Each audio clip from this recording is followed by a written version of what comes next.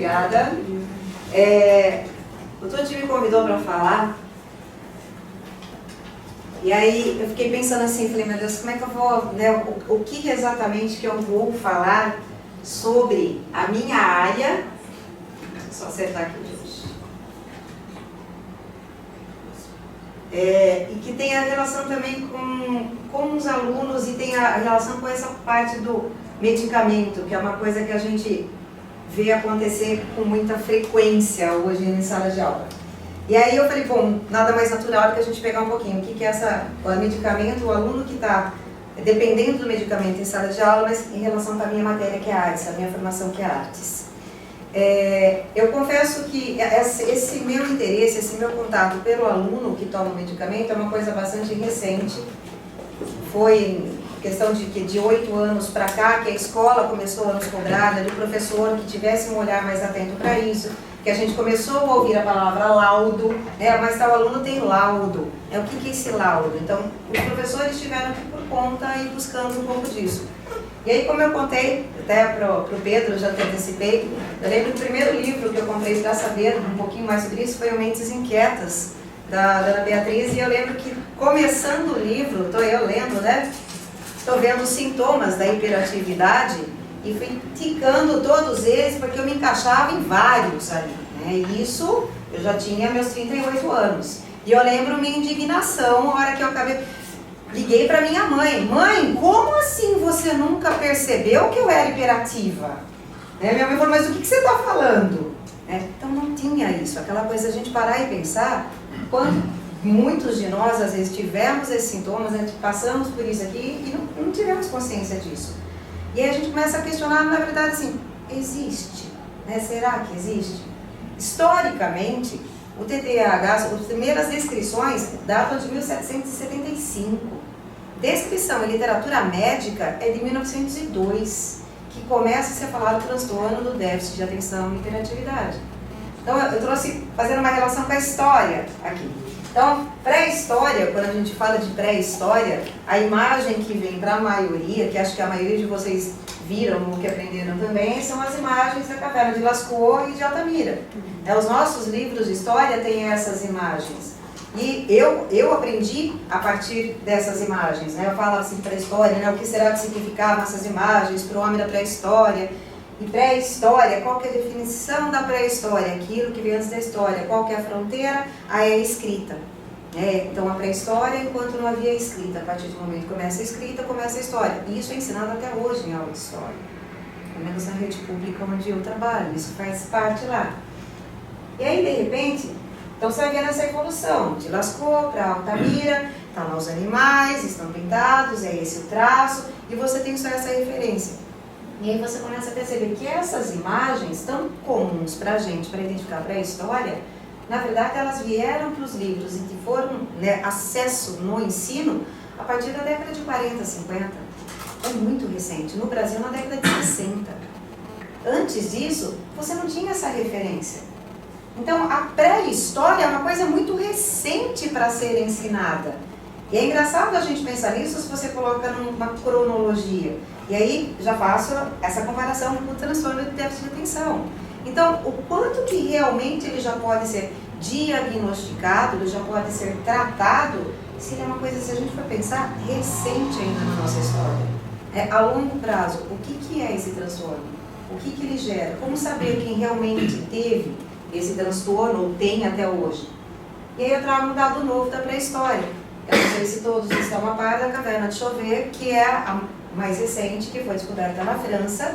Ela é somente 16 mil anos mais velha do que Lascaux e Altamira.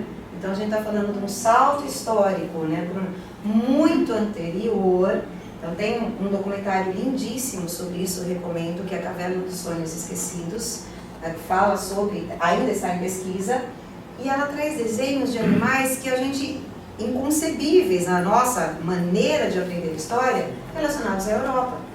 A gente está falando de uma região da França e os desenhos são de leões. E são leões que aí, os fósseis já haviam sido achados. Mas fósseis, então eles tinham uma grande dúvida, mas eram leões tais quais os africanos ou eram leões diferentes? Não, pelos desenhos, deixa eu ver, eles conseguem perceber que os leões daquela época não tinham juba. Então estamos falando de 32 mil anos atrás, gente. É muito tempo, é um salto que a gente retorna na história e de repente isso faz toda uma diferença. Então, quanto do transtorno dessas crianças que usam hoje medicamento, quanto que tem da história delas que a gente na verdade não sabe? É que a gente está em contato só com o aluno ali em sala de aula e você não sabe o que tem por trás ali. Quanto que os pais realmente revelam o que é essa criança em casa. Outro também, um rinoceronte na França.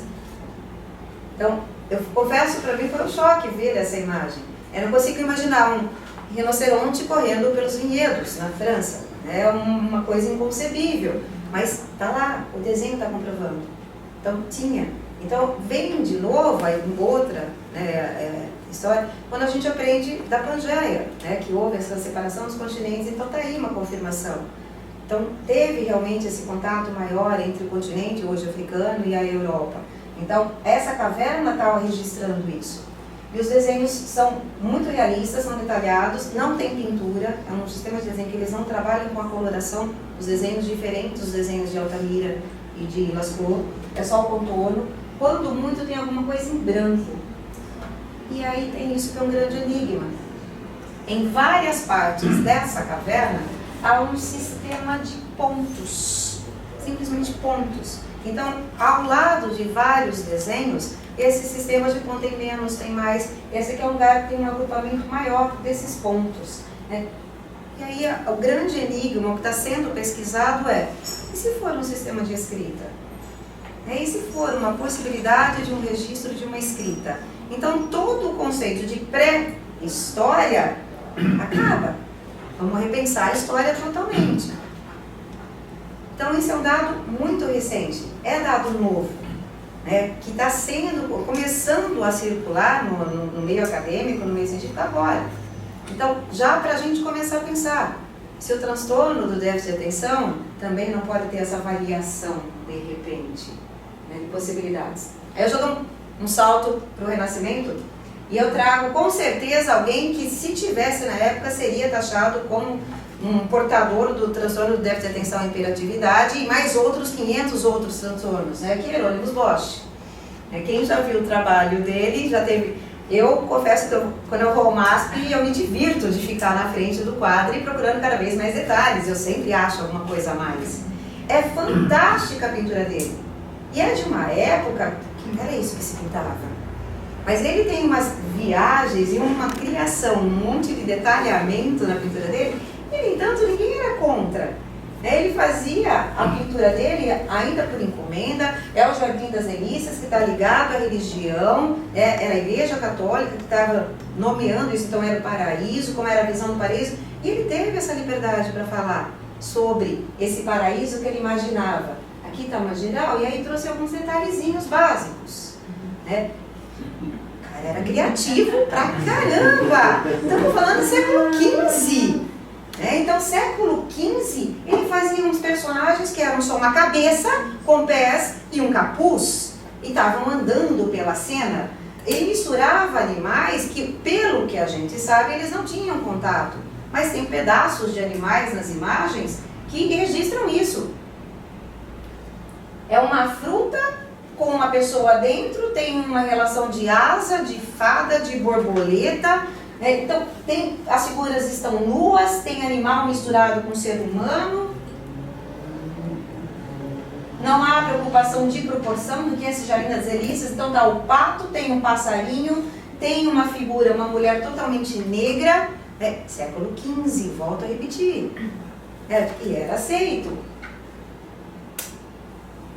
Super normal, para 1504. Ainda normal. A partitura está gravada nas nádegas da figura que está no chão. 1504.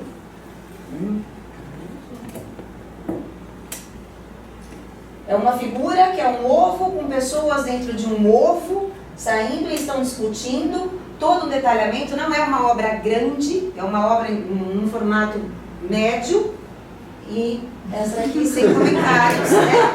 Por favor, mas 1504, né? A pessoa está com flores saindo de um lugar estratégico, né? E está feliz pela carinha dela. Então, olha um pouco, quem foi esse Hieronymus Bosch na infância, né? Eu fico pensando como é que ele era a criança Hieronymus Bosch, para chegar na idade adulta, nessa época, e produzir isso. E ele produziu muito, né? Foi um pintor extremamente prolífico. Que só hoje de uma outra figurinha simpática dele, indo ser uns monstrinhos. Filme de terror hoje perde para ele. A concha ali embaixo, como se fosse um marisco, dá para perceber os parzinhos, as perninhas, né?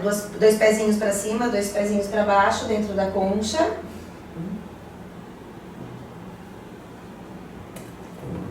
E aí a gente já passa para o Leonardo da Vinci. Ok, Mona Lisa. Mona Lisa, né, o máximo, né, da pintura mais conhecida no mundo. E aí a gente vem e fala assim, já fazendo de novo a relação do transtorno do déficit de atenção e hiperatividade. Quando a gente fala de transtornos em sala de aula, é direto no TDAH que vai. Dificilmente eu ouço na escola qualquer outro transtorno ser falado. É difícil chegar a um laudo que fale que a criança tem alguma outra coisa. Não, é sempre o TDAH. É isso que vem pra gente. E aí eu faço essa relação com a Mona Lisa. Todo mundo fala, qual é a pintura mais famosa do mundo? Ah, é a Mona Lisa. Aí vem a pergunta, por que a Mona Lisa é mais famosa? Alguém sabe? Por que ela é tão famosa? O que ela tem a mais para ser ela essa representação toda da arte, né? Esse ícone da arte? Também, né? A Dora que está dando a sugestão falando, tem a ver todo esse equilíbrio do Renascimento. O Leonardo era um grande pesquisador, sim, ele usava a proporção áurea em tudo, mas os outros também usavam. Os outros artistas do Renascimento também usaram.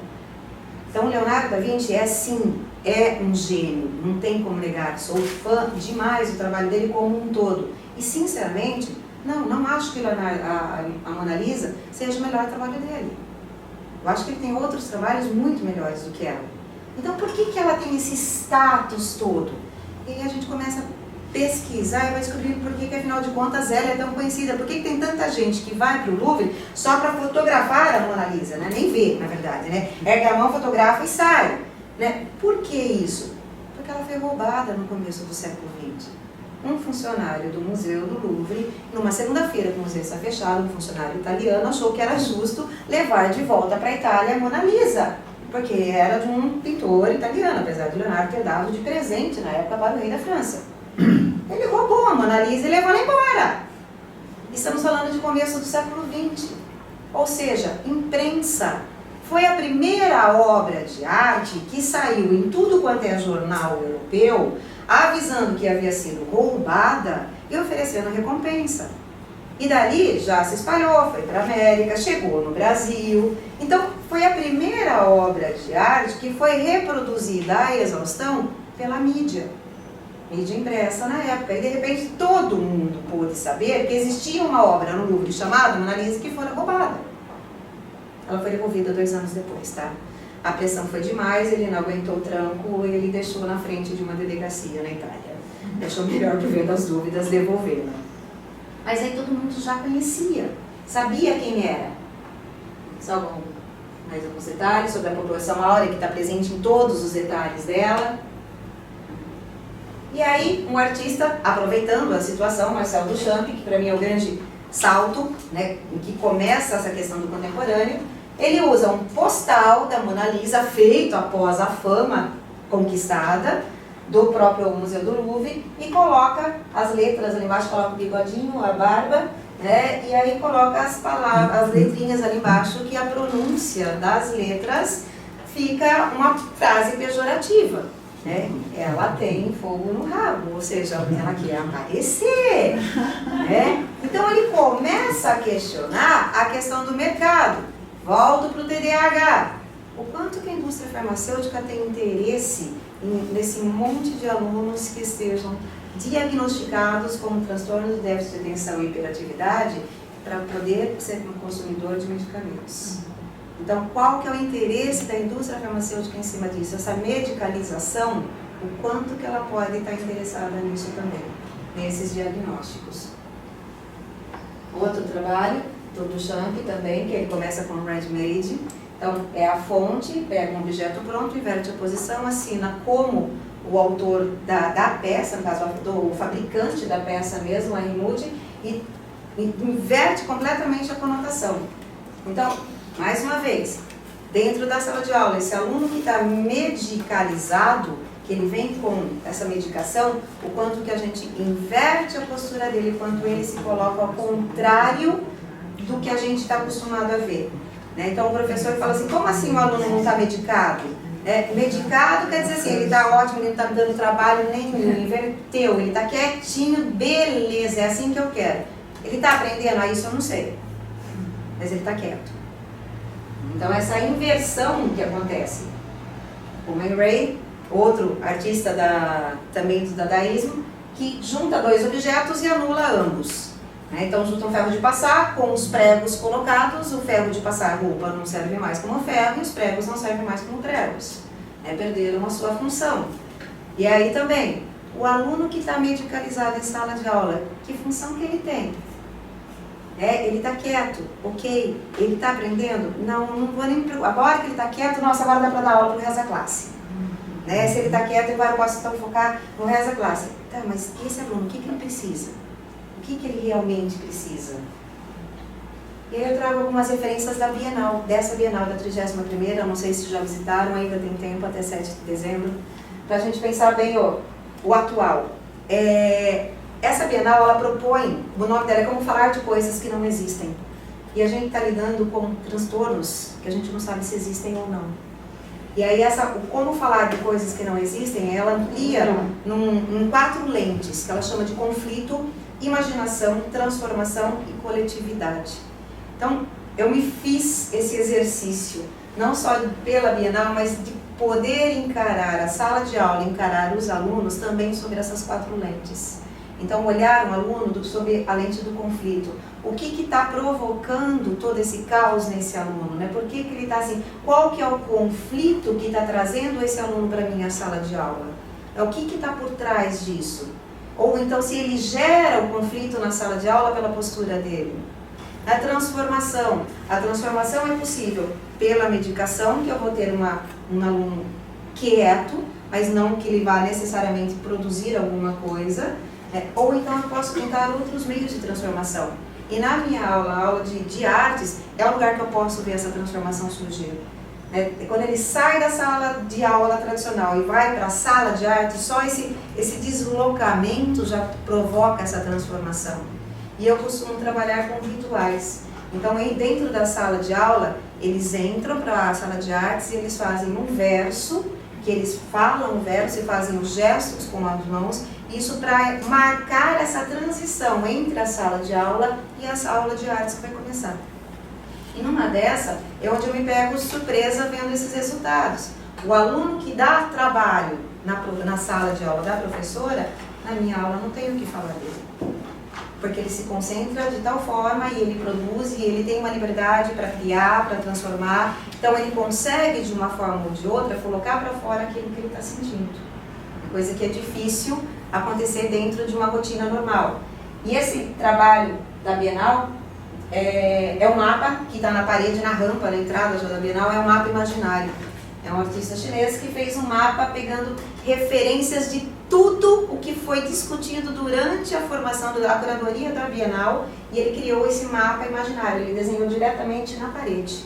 Então, nesse mapa imaginário estão questões religiosas, estão questões políticas, estão questões de conflito, estão questões muito específicas de lugares, de países. Tem uma questão da religião, toda uma situação dos deuses que vivem num continente só, ele coloca todos os deuses de todas as culturas convivendo num único continente.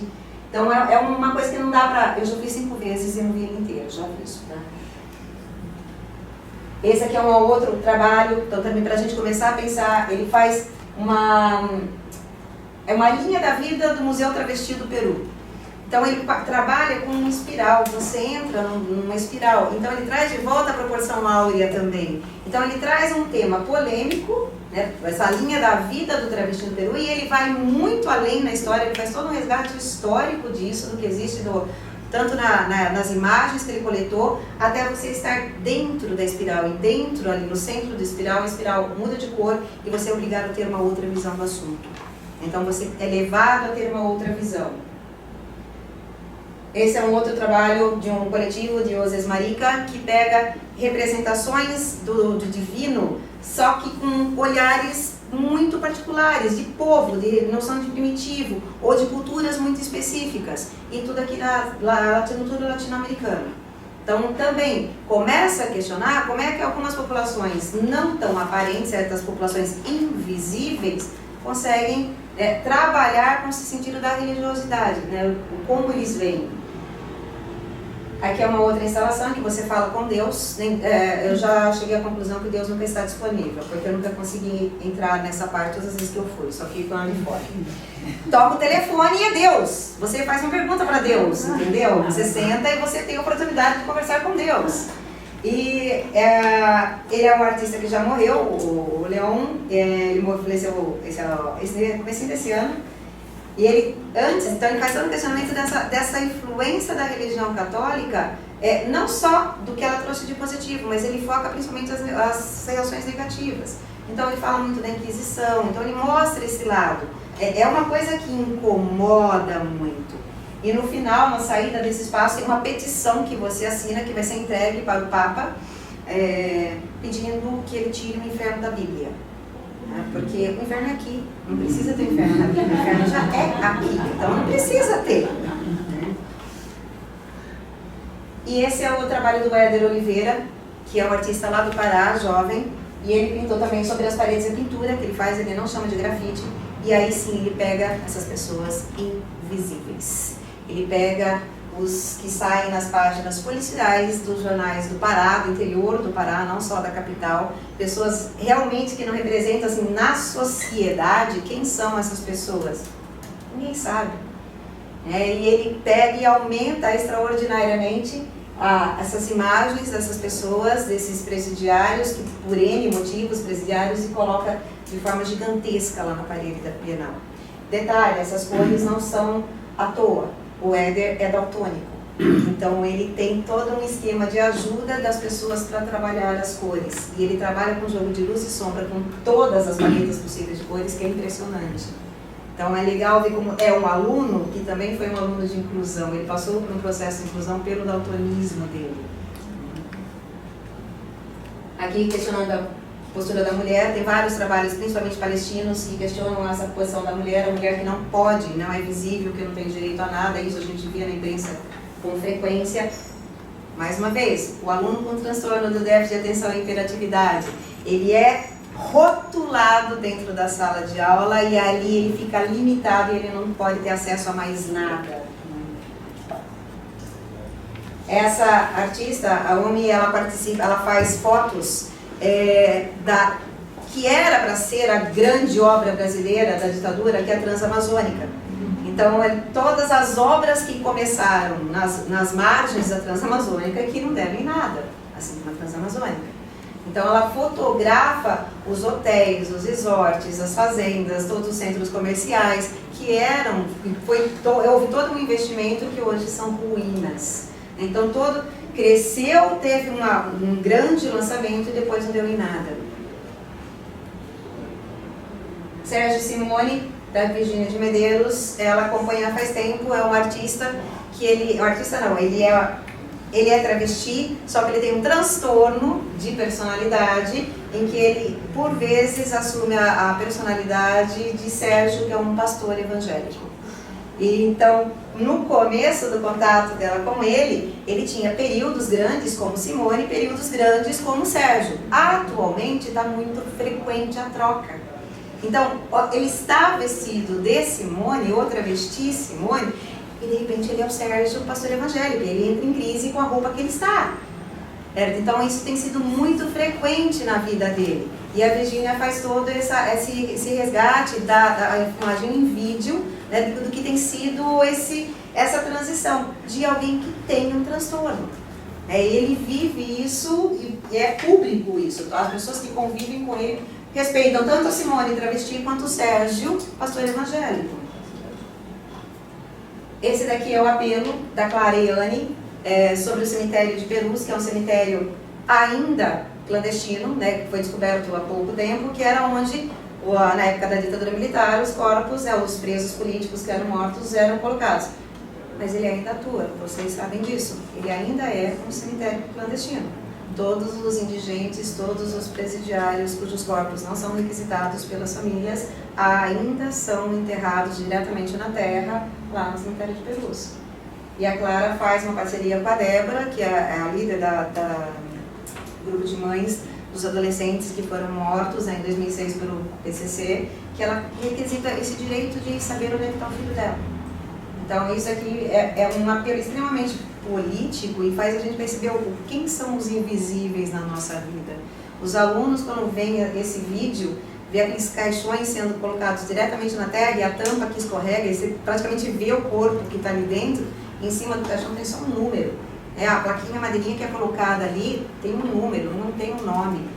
E para mim pegou muito forte quando o educador que nos acompanhou na primeira visita, ele falou assim para os professores: eu espero, professores, sinceramente, antes da gente entrar nessa sala, que vocês façam chamada pelo nome dos seus alunos, que nenhum de vocês faça chamada pelo número. Então, assim, para aqueles que fazem a chamada pelo número ali, foi um soco no estômago, né?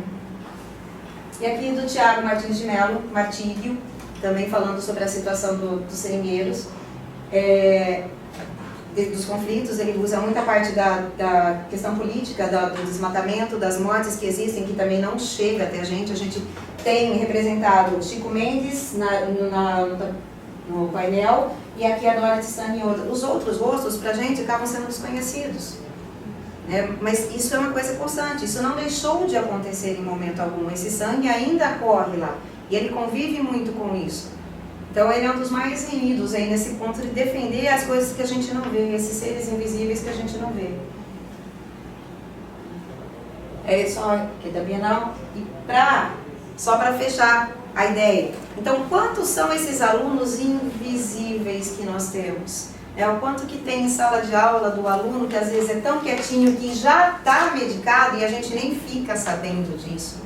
Que os pais não abrem a boca para falar que aquele aluno quietinho, que a gente não dá a mínima atenção para ele, porque se ele não dá problema nenhum, ele já é um aluno que vem medicado. Como a gente tem visto atualmente, pais que pedem para a professora ministrar o remédio para o aluno às 4 horas da tarde, que é para ele ficar tranquilo em casa depois ao que sair da escola. A gente tem visto isso com muita frequência. Então é para a gente pensar o quanto que esse transtorno de déficit de atenção e hiperatividade ainda tem muito para ser estudado, comprovado, se ele realmente existe, aquela coisa, está conversando com o Tucci, que conversou, a gente falou, algo que não pode ser comprovado cientificamente, não existe um exame científico, clínico, que fala que existe. Você tem sintomas que hoje podem existir e amanhã podem não existir. Então a gente tomar muito cuidado com essa juventude toda e com essa medicalização, porque a medicalização acaba sendo uma porta de entrada para outras possíveis dependências na vida. Ok? Muito obrigada.